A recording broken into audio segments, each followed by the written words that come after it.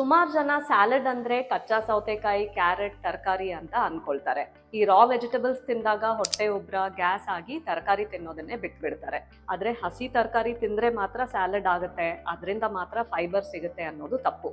ತರಕಾರಿಗಳನ್ನ ಲೈಟ್ ಆಗಿ ಬೇಯಿಸಿದ್ರೆ, ಸ್ಟೀಮ್ ಮಾಡಿದ್ರೆ ಅಥವಾ ಸ್ವಲ್ಪ ಬಾಯ್ಲ್ ಮಾಡಿದ್ರೆ ಅವು ಸಾಫ್ಟ್ ಆಗುತ್ತೆ ಮತ್ತೆ ಹೊಟ್ಟೆ ಅದನ್ನ ಜೀರ್ಣಿಸೋದಕ್ಕೆ ಸುಲಭ ಆಗುತ್ತೆ.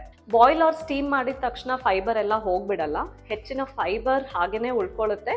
ಜೊತೆಗೆ ಕರಳಿನ ಆರೋಗ್ಯಕ್ಕೂ ಬೆನಿಫಿಟ್ ಸಿಗುತ್ತೆ. ನಿಮಗೆ IBS, ಹೊಟ್ಟೆ ಉಬ್ರ ಅಥವಾ ಸೆನ್ಸಿಟಿವ್ ಗಟ್ ಇದ್ರೆ ಹೆಚ್ಚು ಕಚ್ಚಾ ತರಕಾರಿ ತಿಂದಾಗ ಗ್ಯಾಸ್ ಮತ್ತು ಉಬ್ರ ಆಗ್ಬಹುದು. ಹಾಗಾದ್ರೆ ಗುರಿ ಏನು?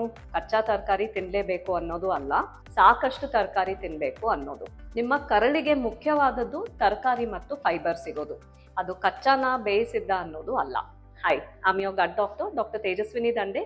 ನನ್ನ ಫಾಲೋ ಮಾಡಿ @the gut woman ಇನ್ನೂ ಹೆಚ್ಚು ಸರಳ ಮಾಹಿತಿಗಾಗಿ.